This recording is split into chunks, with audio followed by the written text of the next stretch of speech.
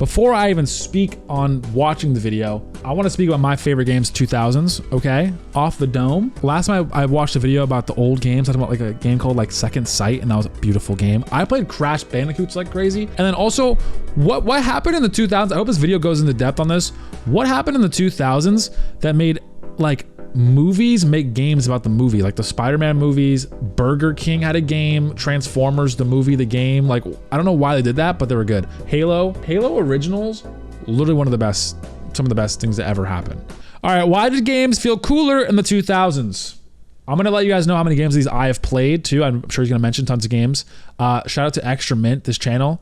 Last time I reacted to one of his videos, he came in and commented W Reacts, and I really appreciate that because I actually really like his videos because they're really cool. So go shout out. I'll have a link down below for him as well.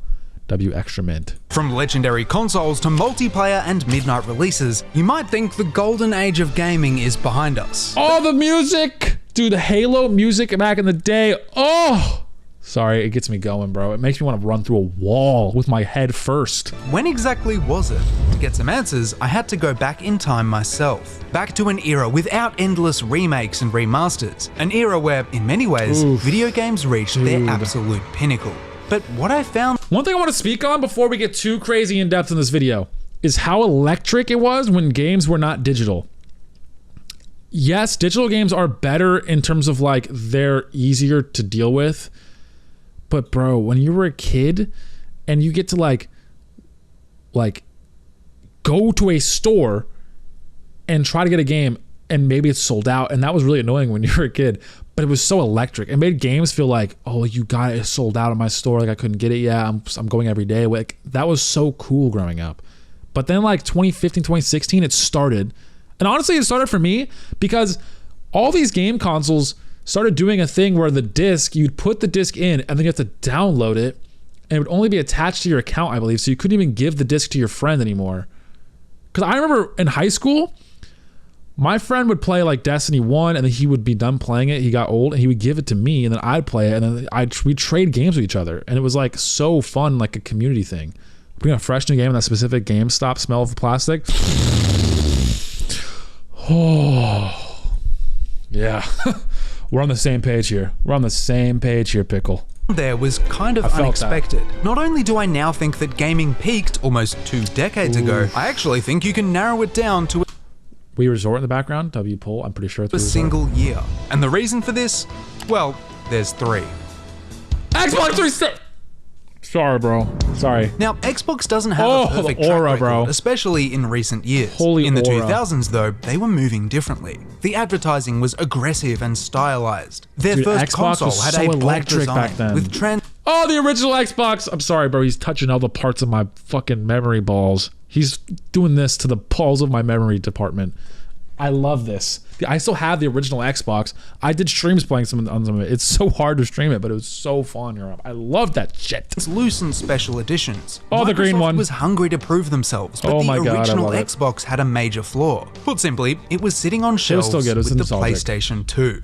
Or rather, it wasn't, because for every one that sold, Sony moved 6 PlayStations. That's fine though, because the thing is, part of what hurt the Xbox was the fact that they were Xbox and they were the first, and PS2 was the second. So consumers are stupid, and they're like, oh, that means the PS2 is better, which it was better, for being honest. I'm an Xbox. I grew up with Xbox. The PS2 was a better console than the original Xbox.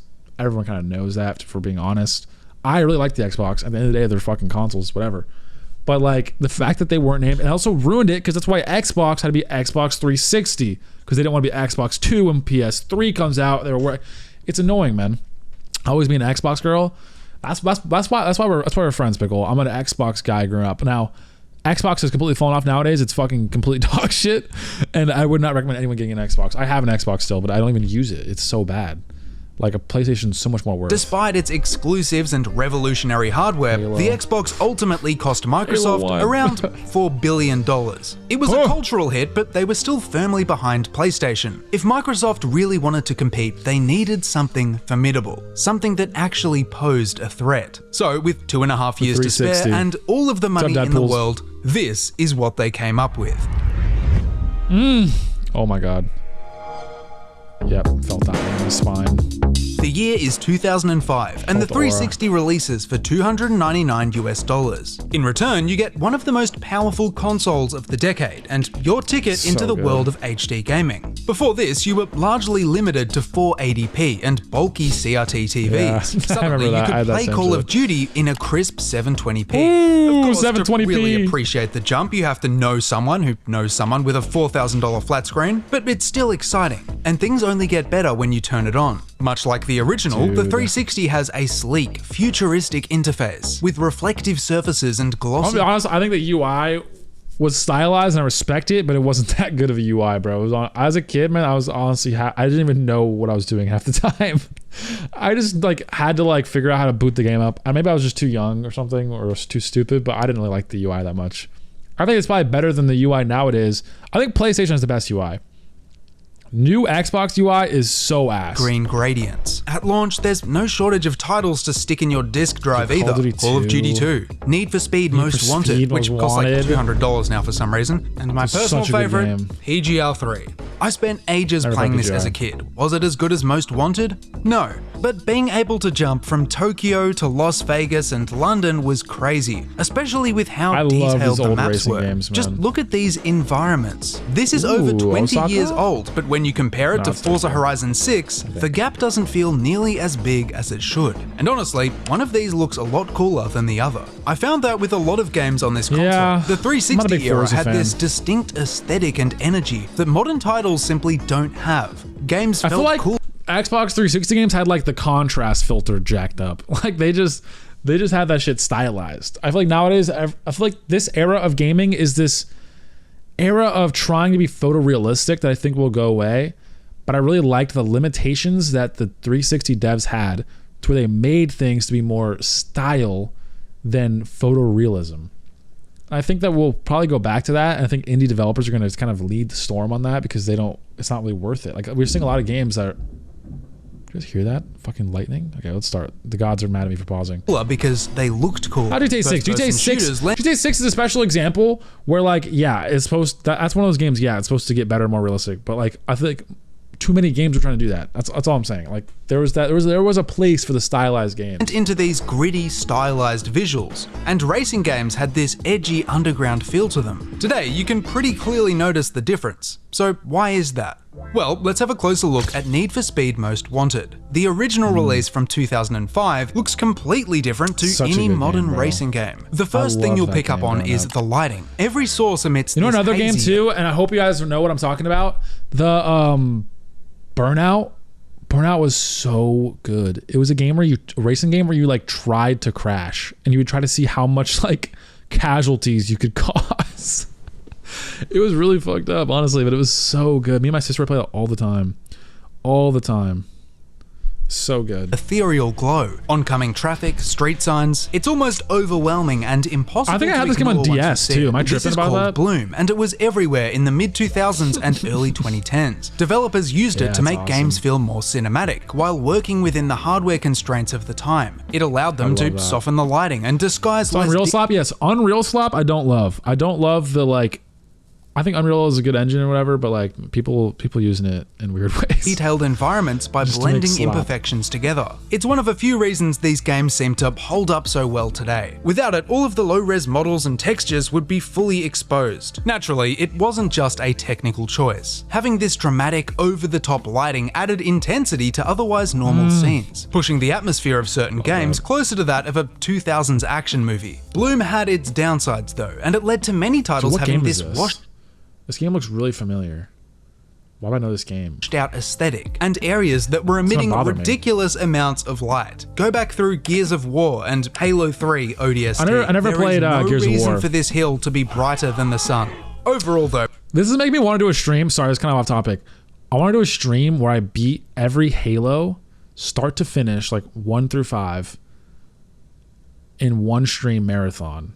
But that probably get really boring by the time you get to Halo 4. I think Bloom added to the feel of many games. Those are such good the games. Vibrant, glowing lights of Most Wanted and PGR 3 feel a lot more exciting than those in, say, Forza Horizon 6. In some instances, they almost look closer to the real thing. Still, there was something about these games that stood out a whole lot more.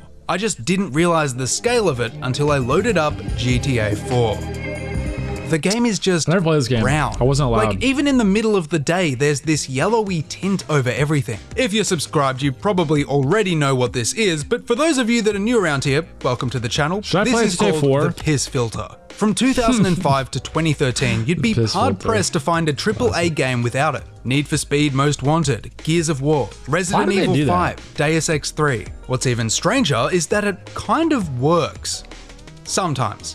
For one, it makes GTA 4's take on New York feel so much dirtier and more grounded. We're seeing the world through the eyes of Nico Bellic. Wish I experienced Halo 2 for the first time again.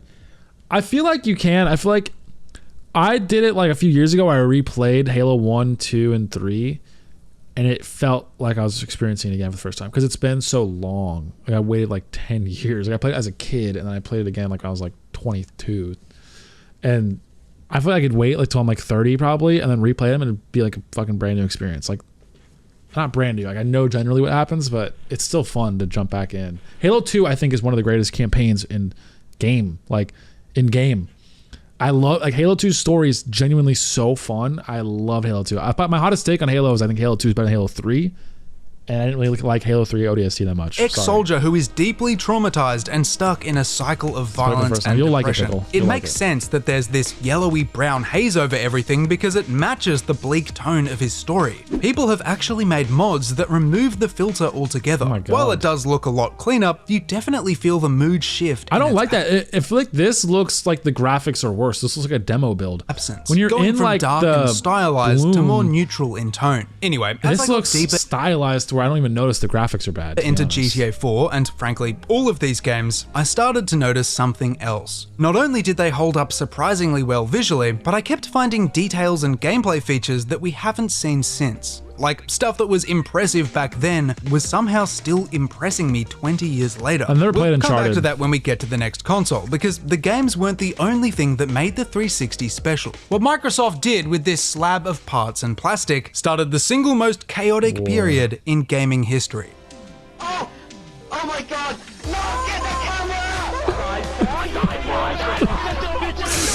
I love this game. Scope of cheat to start with. Reported. From the late 2000s to the early 2010s, the most intense experience you could have in a game was waiting for one to start. Some of the most heinous and evil sentences ever conceived came straight from Call of Duty lobbies. I would not be the man I am today without fucking Call of Duty Online. Of all of its shortcomings was arguably the peak of online multiplayer. Halo Online pissed me off. Was Xbox Live. Originally launching in November of 2002, the service took off with games like Halo 2. And when the 360 dropped 3 years later, every console was shipped with it in mind. You got a headset with a mic, an intuitive friends list, a unified profile with achievements that... Like, not newer, but like, I'm trying to think of how to say it. Like, in my opinion, like, from growing up, not my opinion, my experience, gaming has always been multiplayer. Even like, this is when I was starting to like be a gamer. It was like this era. So it's so weird to imagine like it's not. The pan icon. Oh, which one did I have? Oh, I know which one I had. Guys, guess which one I had. Let me know in the comments down below. Which one did you think I had? I'll give you 5 seconds. Okay. Answer revealed. I had this one. I had this one as a kid. I was the skull with the flame behind it. Is that awesome? Let me know, Chad. How we feeling about that one?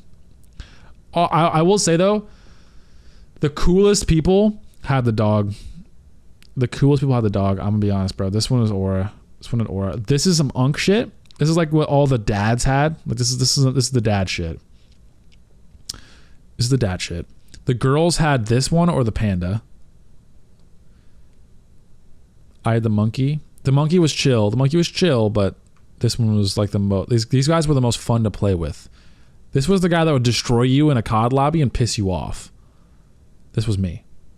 The Aura. The one of one. I had the panda. I'm telling you, bro. The girls had one of these two. The guy who has this is the one saying the most slurs. If you see a guy with this freaking profile pic, he is spamming every slur on God's green earth. It's insane. It is insane. Soccer ball, that just means you're not in America. I don't know what to say.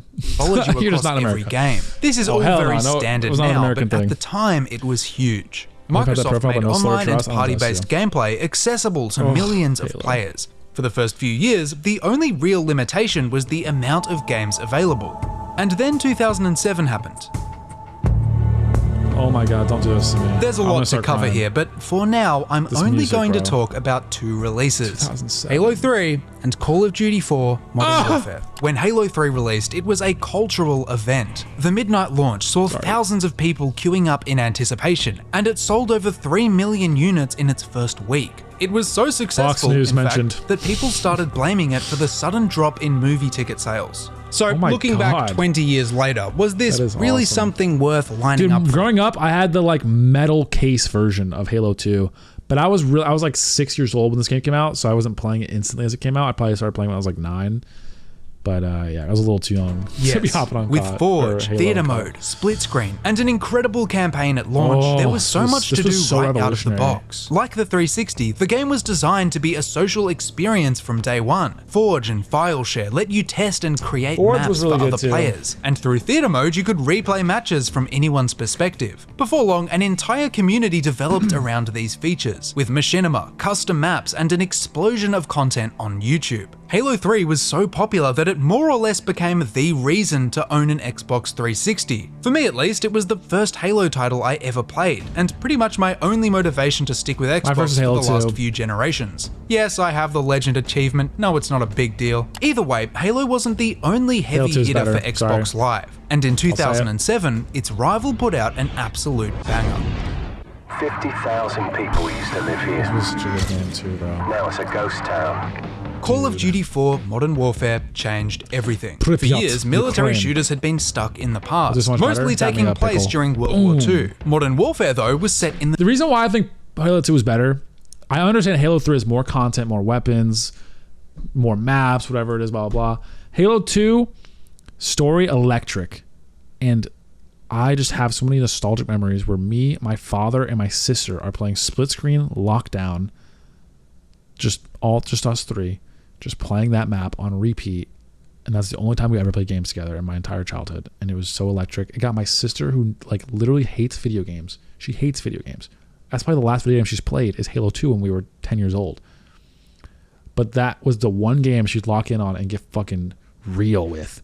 She would pull a fucking rocket launcher out and make me upset. And the screen cheating allegations. Oh my God, I love that shit, bro. The screen cheating allegations, bro. It was so funny. It was so fucking funny. I love that, bro.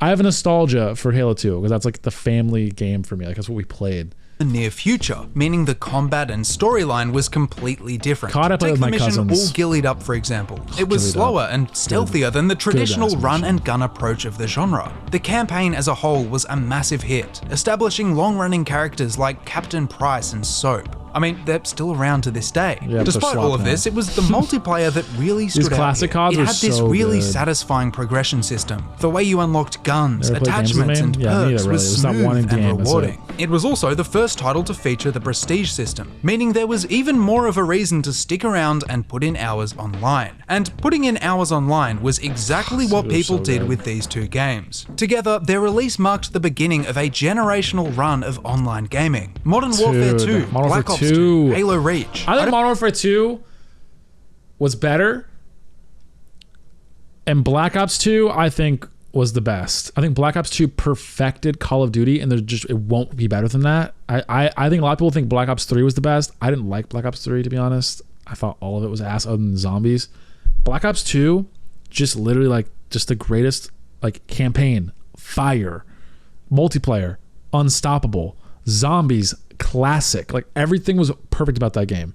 The Homelander meme, it's perfect to every minute detail. I don't think it'll ever be replicated because Black the Ops 2 way is the greatest. people Pickle, we're play just on the same multiplayer has wavelength. fundamentally changed. This era Fire. was driven by social features that were baked into both the I think we just grew up the 360 same, and the Pickle. culture Like, around it. we just Game had the attack, same experiences. custom games, pre-game Links, lobbies, we linked, twin. split screen.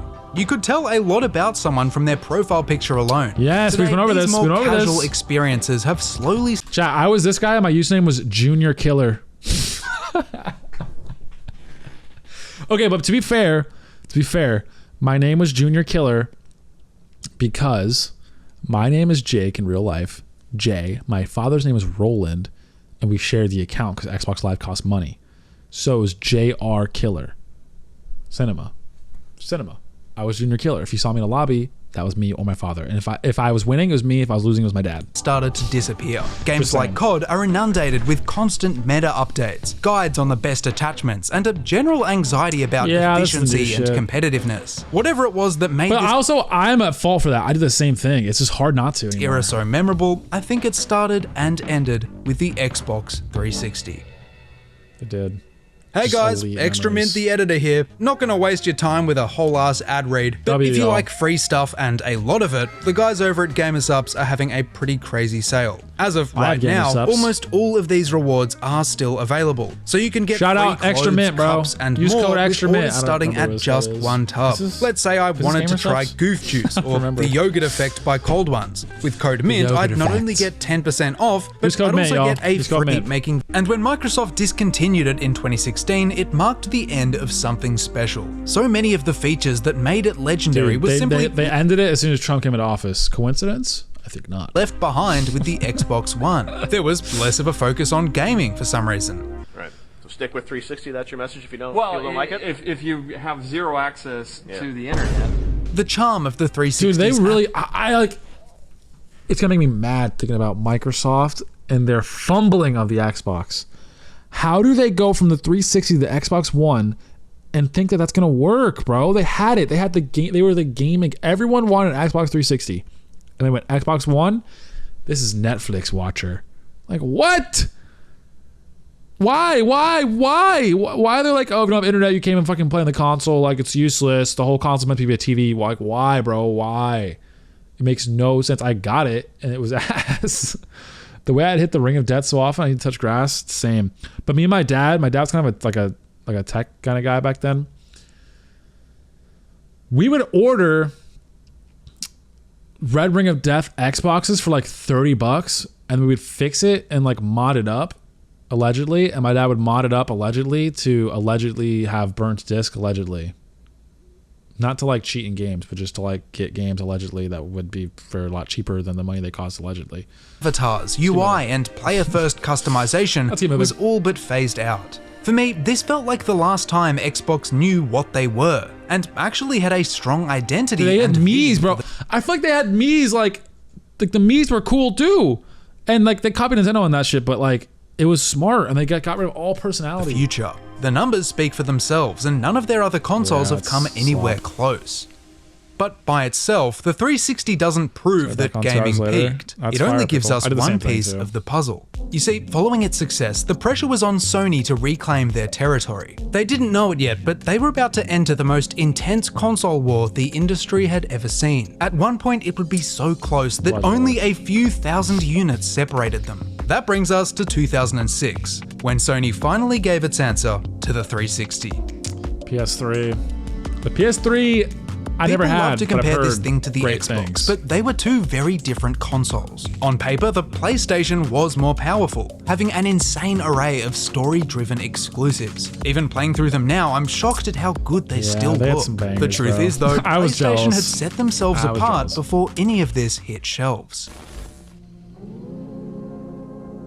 I'm sure you've seen this video at least once. Known as the PS3 baby commercial, it was arguably Sony's strangest advertisement, which is saying a lot considering— Holy British, bro.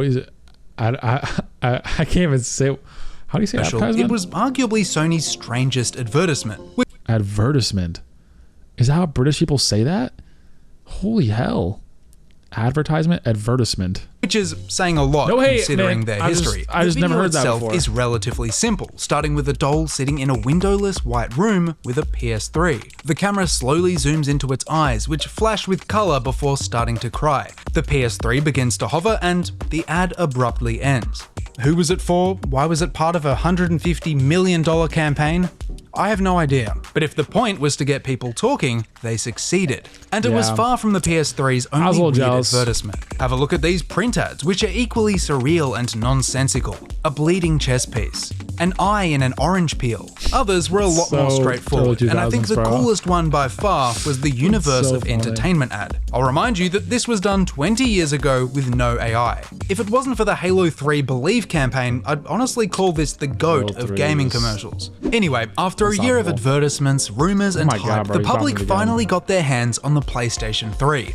Did it deliver? Well, let's find out. Yeah, do British people say aluminium? The aluminium advertisement. Aluminum is how you would say it. All right. Just like the 360, the PS3 had its own iconic interface. It stayed more or less the same over the years, and that's because they kinda nailed it the first time. In the background are these dynamic, semi-transparent waves of light that drift across a gentle gradient. The menu icons are simple yet intuitive, with glossy, rounded edges and a frosted overlay. It's less colorful than the 360's, but it's also cleaner, more streamlined. Navigating it today feels no less futuristic or smooth than a PlayStation 5. Whether I can say the same for the gameplay though is another question entirely. Point is, the PlayStation had its own aesthetic and visual identity. From the glossy black hardware to the advertising and the look of the games themselves, it was nothing like its competition. These differences weren't just skin deep either, and as I played through its library, I gradually realized that the PlayStation did something that no one else did.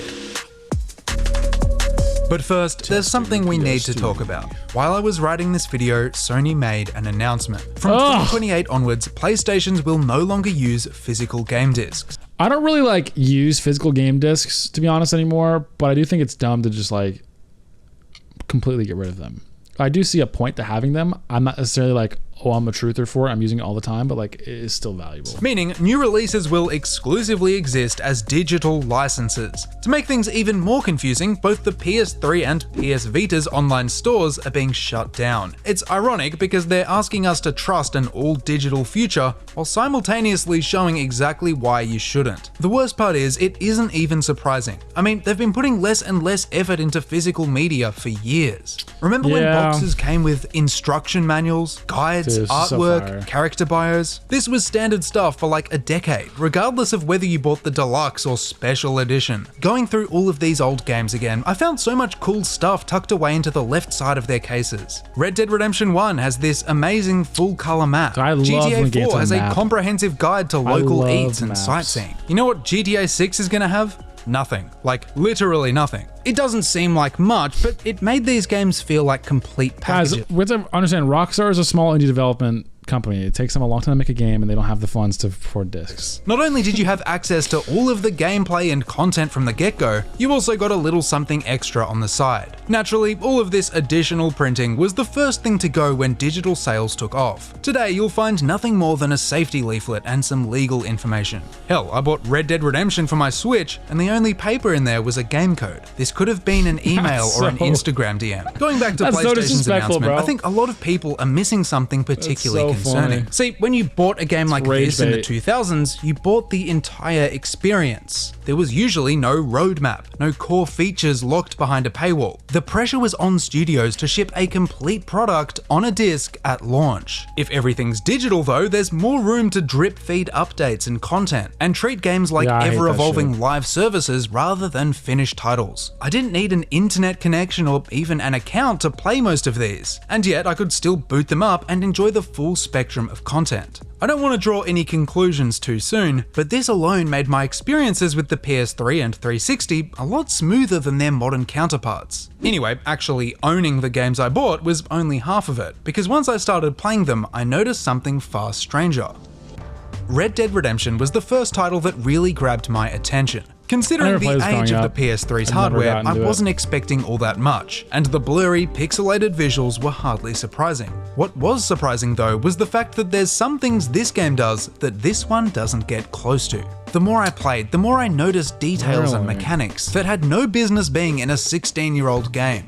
For starters, the physics in Red Dead Redemption are simply better. And by better, I mean way more fun.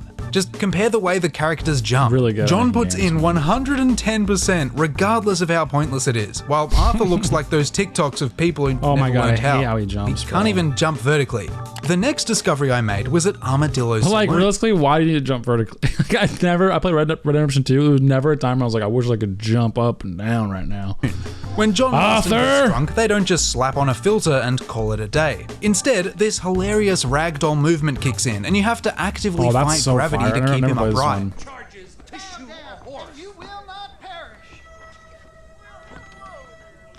See, that's fire.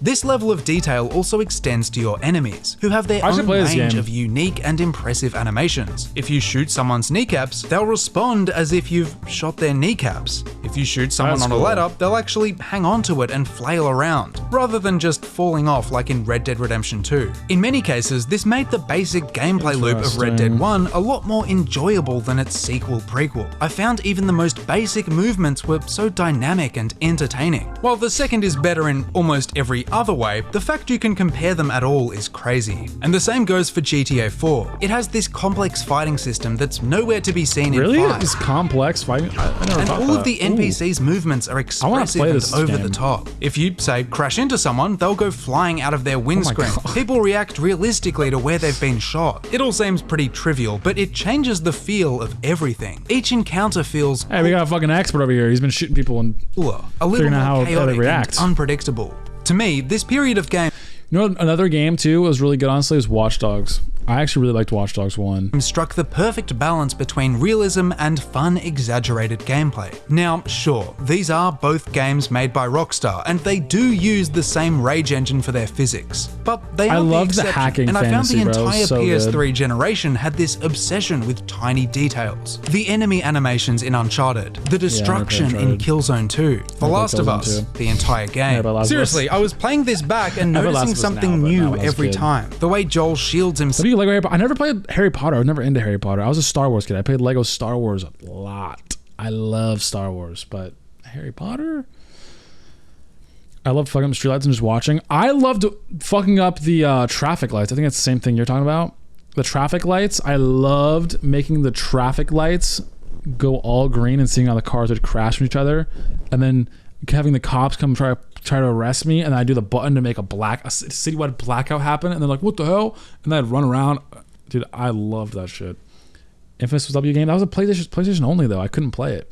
PlayStation. I can't say that. From running water. How Last of Us 1 was really good. When you shoot. The concept of opening doors in like 4 different ways. The fact this game could run at all was a technical miracle. The fact it did it so well is nothing short of insane. But that was kind of the point of this console, where the Xbox emphasized multiplayer and couch co-op. The PS3 became known for cinematic single-player experiences that squeezed every ounce of its power to create immersive and reactive worlds. You can literally feel the ambition and hunger that went into making these games work on this console. In fact, if you listen closely, you may even hear it.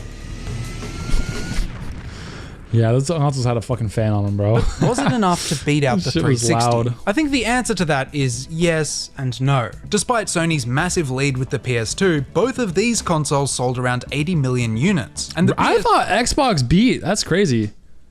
PlayStation just got like that, bro. PS3 only barely finished ahead. Culturally, I'd say the 360 was the bigger hit, while the PlayStation excelled with its cinematic exclusives. Uncharted, The Last of Us, Metal Gear Solid 4, God of War 3, they set a new standard for storytelling and immersion, a standard that, in my opinion, still holds strong.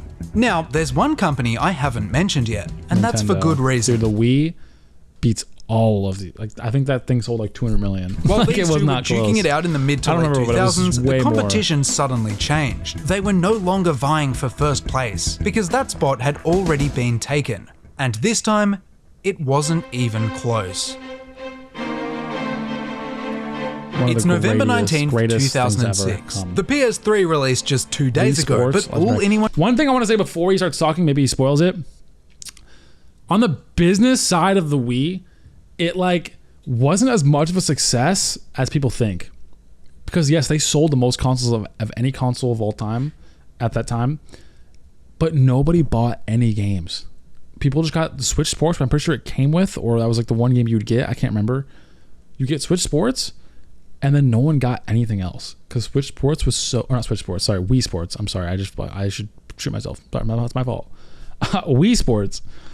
And you get Wii Sports, but you never get anything else. There's no point, because that was peak. You got the peak. You would just play tennis and boxing and golf, and it was awesome. One can talk about is the Wii. It's nothing like either of the consoles we've covered so far, and yet in its first year, it outsells both of them. Using an all-new motion-controlled remote, it completely changed how games were played and who was playing them. This was the moment that gaming stopped being just for gamers. You'd find this thing in retirement homes, living rooms, house parties. For the first few years, it was nearly impossible to get one for retail.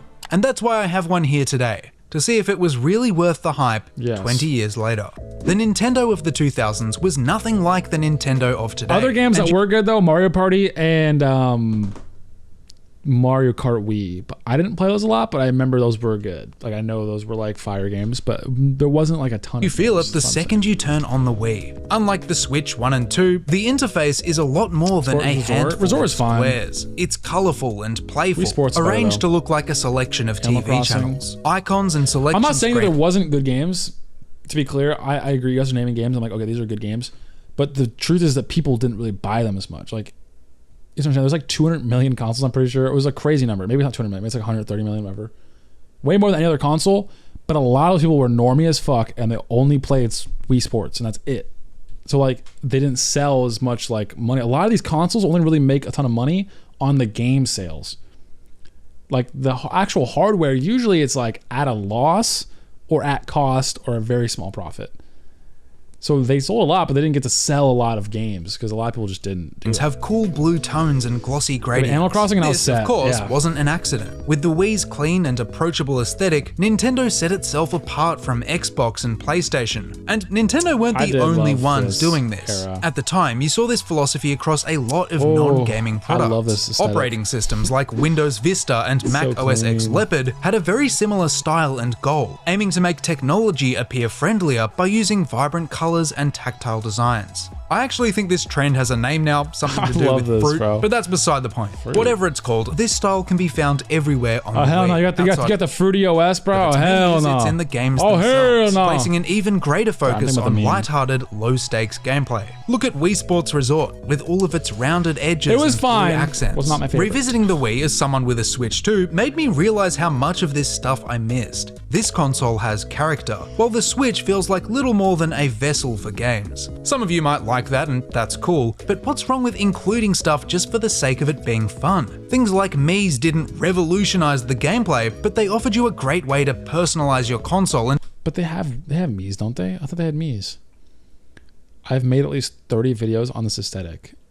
Really make it your own. You could spend hours meticulously detailing your family members before having a crack at Steve Harvey and Peter Griffin. They didn't need to include this stuff, but the fact they did gave the Wii so much personality. It made it feel like a hub, a place you could hang out and mess around in between games. When you look at most modern consoles though, you won't find these sorts of features at all. The Switch, for example, does its best to hide the existence of Mii's, and has largely replaced them with... I loved making a Mii's for my whole family.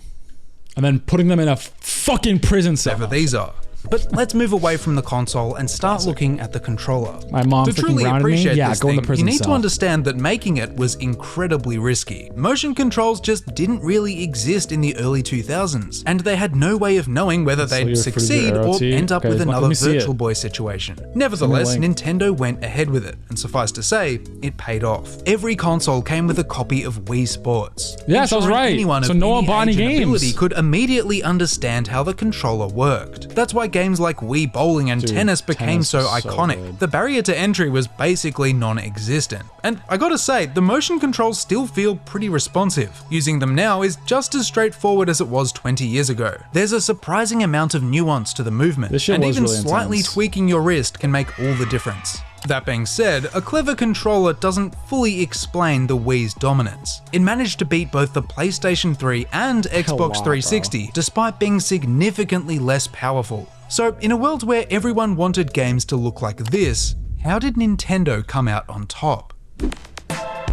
It's no personality, secret that graphics have never been their priority, and nowhere was this more true than on the Wii. It had 12 times less processing power than the PS3, and its output was capped at 480p. In practice, this made it only slightly more powerful than the GameCube, which released a full generation earlier. And yet, no one seemed to care. The fuzzy, often low-poly visuals had little to no impact on sales, and the Wii saw the release of some of the greatest games ever made. Why? Because Nintendo knew something that Microsoft and Sony didn't. $60. They made the Wii underpowered on purpose because they weren't even trying to compete with them. This is known as the Blue Ocean strategy. By opting out of the graphics arms race and focusing on fun... It's kind of me as a streamer and content creator, right? Everyone's over here doing their thing, and then there's Seuss watching, fishing in the open blue ocean. Well, if you lessers, vagrants over here in the red ocean. Blue Ocean streamer suits. Family-oriented gameplay, Nintendo steered themselves into a completely Somebody called me a vagrant, and I thought about the word. There were plenty of fish in the sea, and these ones didn't care about fancy things like RAM and HD graphics. Consequently, Nintendo could appeal to more people with technically less. And this really paid off financially. So compared to these two, it was A, not being sold. See, I was saying, they lose money on these consoles, so they expect to get games, but then that's why the Wii was not as good. Loss, they just, and no one bought B, games. significantly cheaper. Where a PlayStation cost Sony $800 to make and consumers $500. That's actually so impressive that PS3 outsold while also being $500 instead of $400. To buy, crazy. The Wii was selling for just $250 and still netting Nintendo around $50 a piece. Its tastefully underpowered hardware also avoided an issue that nearly destroyed the 360. Because it didn't overheat as much, it wasn't likely to, I don't know, spontaneously destroy itself on a random Friday in 2012, taking with it all of my Peggle and Minecraft cheapest Blu-ray player? Oh, I didn't have any Blu-ray as a kid. Reliability aside, the Wii succeeded because it innovated in a way that no one else did. What even is Blu-ray, bro? I feel like that's such a thing that like was a huge deal when I was a kid, and then now I'm an adult. Like I've never heard someone talk about Blu-ray. What does that even fucking mean?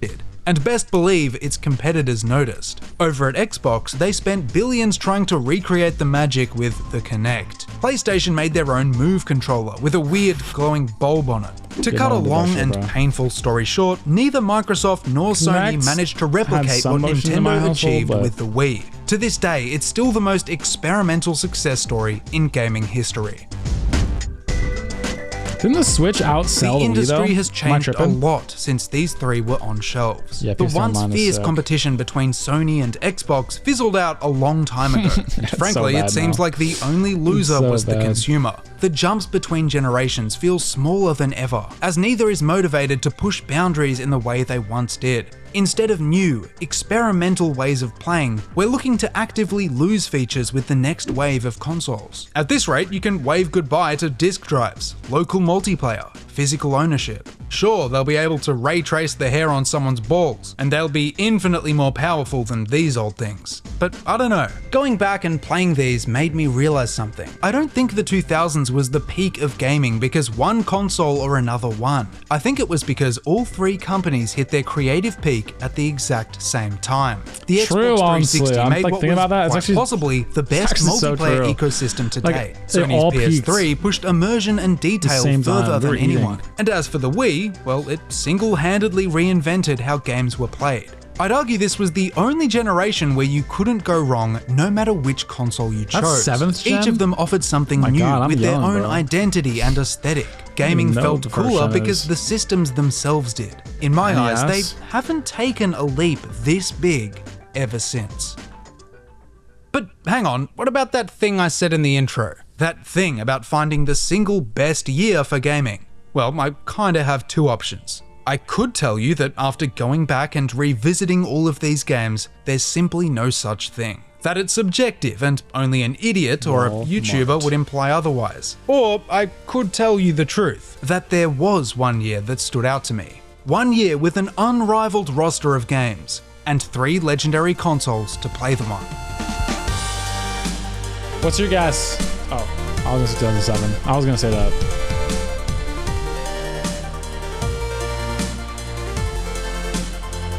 Yeah, this is heat. This is just heat. Thank you so much for watching. Let me know what you think below and subscribe. W video from our boy Extra Man. I'm calling him my boy because he commented in my last video I reacted to him with, but W Mint. Go watch this vid. I'm linking it right here for you guys. I'm gonna link it in the video description too if you're watching this on YouTube. And that's it. W video. Love it when he posts new vids. They're always great.